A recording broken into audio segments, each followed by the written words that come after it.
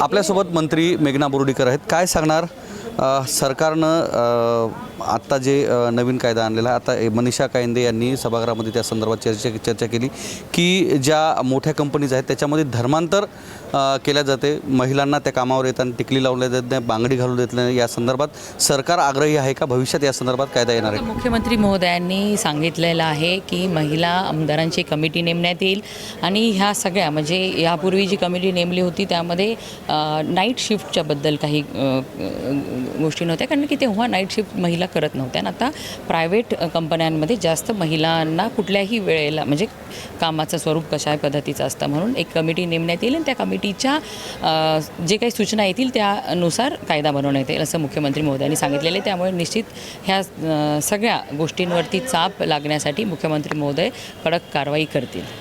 समान नागरिक कायदा आणण्यासंदर्भात सरकार आग्रही आहे. काय वाटतंय, समान नागरिक कायदा जो आहे येत्या किती दिवसामध्ये अंमलात येईल आणि सरकार या संदर्भात आता कोणती भूमिका घेणार आहे? किती दिवसामध्ये हे अंमलात येईल? हे बघा, लवकरच हा अंमलात येणार आहे. त्याच्यावरती चांगलं कामसुद्धा चालू आहे. एकूण जर पाहिलं तर मराठवाड्यामधील 3 जे खासदार आहेत ते ऑपरेशन टायगर अंतर्गत आता महायुतीत सामील झालेले पाहायला मिळतात. तुम्ही या खासदारांकडे कसं पाहता? महायुतीत सामील झालेले आहेत, आता ताकद महायुतीची वाढताना पाहायला मिळते. हे बघा, देशातल्या प्रत्येक व्यक्तीने मोदीजींचं नेतृत्व मान्य केलेलं आहे. राज्यातल्या प्रत्येक व्यक्तीने मुख्यमंत्री महोदयाचं नेतृत्व मान्य केलेलं आहे. आपल्या परिसराचा, आपल्या राज्याचा, आपल्या देशाचा विकास करायचा असेल तर महायुतीसोबत भाजपासोबत राहावं लागेल ह्या असा विचार ह्या खासदारांनी केला आणि म्हणून त्यांनी महायुतीमध्ये येण्याचा निर्णय केलेला आहे. महायुतीमध्ये ज्यावेळेस हे खासदार प्रवेश केला त्यांनी सांगितलं की बाबा निधी मिळत नसल्यामुळं आम्ही सत्ताधारी पक्षाच्या सोबत जात आहोत अथवा शिवसेना एकनाथ शिंदेसोबत जात असं त्यांनी म्हटलं आहे. तुम्ही या गोष्टीकडे कसं पाहता? विकासासाठी ते महायुतीमध्ये एकनाथ शिंदे साहेबांसोबत आलेले असं त्यांनी सांगितलेलं आहे. त्यामुळे चांगलाच विचार त्यांनी त्यांच्या मतदारसंघामध्ये विकास व्हावा यासाठी आलेले, त्यांचं स्वागत आहे. मराठवाड्यामध्ये ज्यांनी शिवसेना सोडली त्यांना पुन्हा गुलाल लागलेला नाही. एकूण जर पाहिलं तर हिंगोली आणि परभणी तुम्ही ज्या ठिकाणाहून येता त्या ठिकाणचा इतिहास आजपर्यंत असा आहे की ज्यांनी शिवसेना सोडलेली आहे त्यांना अद्याप गुलाल कुठंच लागलेलं नाही. ज्यामध्ये दुधगावकर असतील, रेंगे असतील, शिवाजी माने, इतर हे जे मंडळी आहेत, हा इतिहास आहे. याची पुनरावृत्ती येणाऱ्या कालावधीमध्ये होईल का? आपल्याला काय वाटतंय? हे बघा, हे शिवसेनेत आलेले आहेत, हे उबाटामधून शिवसेनेत आलेले आहेत, त्यामुळे तशी पुनरावृत्ती होणार नाही. मूळ शिवसेना कोणाची? एकनाथ शिंदेची मूळ शिवसेना आहे. एकनाथ शिंदेची उद्धव बाळासाहेब ठाकरेंची शिवसेना नाही आहे का? बघा, मूळ शिवसेना एकनाथ शिंदेची आहे. त्या सेनेमध्ये ही सगळी मंडळी आलेली आहेत, त्यामुळे तशी काही इतिहास पुनरावृत्ती वगैरे होणार नाही. यशवाडी येथील जी दुर्दैवी घटना घडलेली आहे ज्यामध्ये 5 भाविकांचा दुर्दैवी मृत्यू झाला आहे, त्या घटनेकडे तुम्ही कसं पाहता?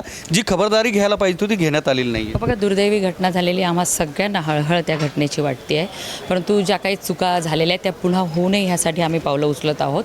आणि खूप मोठं श्रद्धास्थान 4-5 जिल्ह्यांच्या लोकांसाठी ते आहे.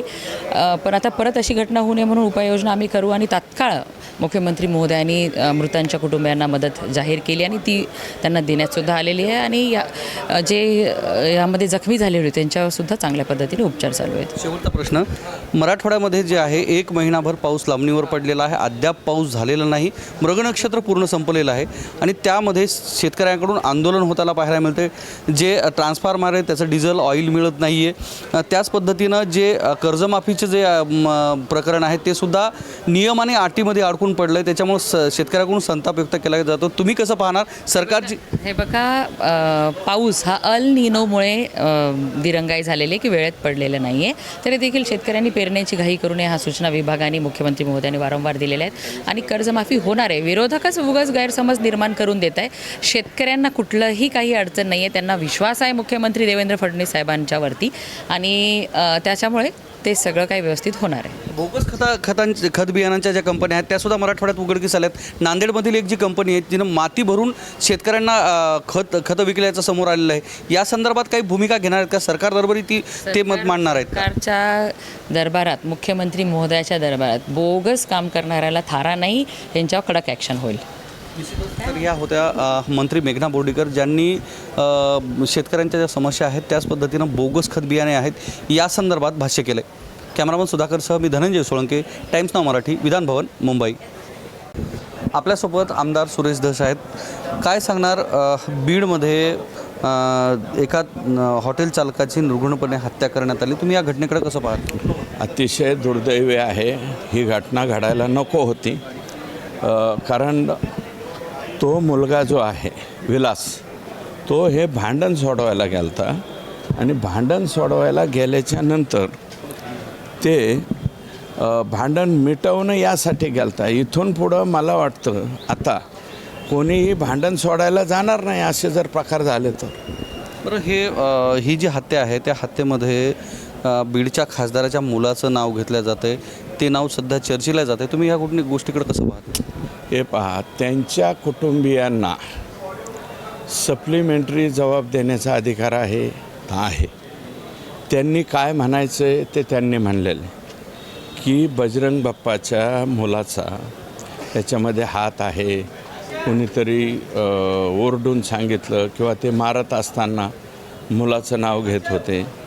तर ही बाब जी आहे ते पोलीस तपास करतील ना त्याचा. आणि पोलिसांनी तपास केला नाही असं वाटतं का तुम्हाला? घटनेला 4-5 दिवस झाले. एवढ्या दिवस शक्यतो काय आहे, डेड बॉडी ठेवली जात नाही. हे जवळपास 4 दिवसापर्यंत डेड बॉडी ठेवलेली तिथं. तेवढ्या कालावधीत पोलिसांनी काही तपास केला नसेल का? मारेकरी ज्यावेळेस संबंधित तरुणाला मारित होते त्यावेळेस खासदारांच्या मुलाच्या नावाचा उच्चार करत होते असं हे बोललं. पहा, त्यांनी म्हणलं आहे असं. ज्यांनी म्हणलं आहे त्या बाबतीतला तपास पोलीस करतील. हा एवढ्या एव्हिडन्सवरती ते डायरेक्ट मला असं वाटतं की सौरभ सोनवणे हा 21-22 वर्षाचा मुलगा आहे. तो तेवढ्या एव्हिडन्सवरती आरोपी होऊ शकत नाही. बरं, खासदाराच्या मुलाचं नाव ह्या सगळ्या प्रकरणामध्ये नेमकं गोवण्याचं काय कारण असेल असं आपलं? काय कारण आहे तर पाठीमागं काही लोक आमच्या जिल्ह्यामधले, आम्ही लोक आहोत ना लोकप्रतिनिधी, हे मागं जे प्रकार घडलेला होता संतोष देशमुख, मग संतोष देशमुखांची ज्यांनी बाजू घेतली त्यांच्यावरती काहीतरी अलगडी आणायचे. बरं, धनंजय मुंडेसुद्धा या घटनेसंदर्भात आक्रमक होताना पाहता सभागृहात त्यांनी प्रश्न उपस्थित केला आहे. राजकीय दबाव या प्रकरणामध्ये निर्माण केला जातो असं बोललं जातं. याचा काही उपयोग होईल असं मला वाटत नाही. त्यांनी जे स्टेटमेंट्स वगैरे केलेले आहेत त्यांनी त्यांच्या स्टेटमेंटवरतीच ठाम राहावं आणि कायद्याच्या हिशोबाने काम करेल. SP आहेत, तिथले PI आहेत आणि आता तर मला कळलं की तिथले नवीन यंग जे DYSP आहे त्यांच्या अध्यक्षतेखाली SIT पण केली SPनी. ते SITला तपास करू द्या. आम्ही म्हणतो आणखी तुम्हाला वेगळी SIT करायची, SITची मागणी करा, डबल तपास करा, ट्रिपल तपास करा, अशी काही मागणी करा. परंतु अमक्याचं नावच घ्या असं करता येत नाही. धनंजय देशमुख प्रकरणामध्ये ज्या लोकांनी आवाज उठवला त्या लोकांच्या कुटुंबियांना या सगळ्या प्रकरणामध्ये गोवण्याचा प्रयत्न होता असं वाटतं का? त्याच्यामध्ये राजकीय उथलपुथल होते असं वाटतं? राजकीय उथलपुथल ज्यावेळेस मतदान येईन त्यावेळेस बघू ना. आत्ता काय? परंतु असं ठरवून अमक्याचं नाव घ्या, तमकं करा असं नसतं जमत. आता बीड जिल्ह्यामध्ये ज्या वाढत्या गुन्हेगारीच्या घटना आहेत त्या ठिकाणी कायदा आणि सुव्यवस्थेचा प्रश्न निर्माण झाला आहे. त्या गोष्टीकडे तुम्ही कसं पाहता? ह्या कुठंतरी थांबल्या पाहिजे असं वाटत नाही का? 100% थांबल्या पाहिजेत. ही जी हत्या झालेली आहे मला असं वाटतं की याच्यामध्ये कुठेही ठरवून वगैरे काही घडलेलं नाही. म्हणजे इन्स्टंट घडलेली ती घटना आहे आणि दुर्दैवानं त्याचा बळी विलास घुले झालेला. गावकरी हॉटेल त्यांचं होतं. आपल्या हॉटेलवरती बाबा हे असला काही प्रकार व्हायला नको, काही नको म्हणून तो भांडण सोडवायला गेला आणि भांडण सोडवायला गेलेल्या व्यक्तीचा इतक्या निर्दयीपणे अंत झाला आहे की त्याचं आपण हेच करू शकत नाही. या सगळ्या प्रकरणामध्ये धनंजय मुंडे जे आहेत हे आपली स्वतःची राजकीय पोळी भाजून घेतात असं वाटतं आपल्याला? मला त्याच्यावर बोलायचंच नाही. कोणाने कुठं पोळी भाजायची ते त्यांचा प्रश्न आहे बरं का. परंतु विनाकारण कोणाच्याही घरावरती जाळं फेकण्याचा उद्योग करू नयेत असं मला वाटतं. तर हे होते आपल्यासोबत आमदार सुरेश धस ज्यांनी बीड येथील प्रकरणासंदर्भात भाष्य केले. कॅमेरामन सुधाकरसह मी धनंजय सोळंके, टाइम्स नाव मराठी, विधान भवन, मुंबई.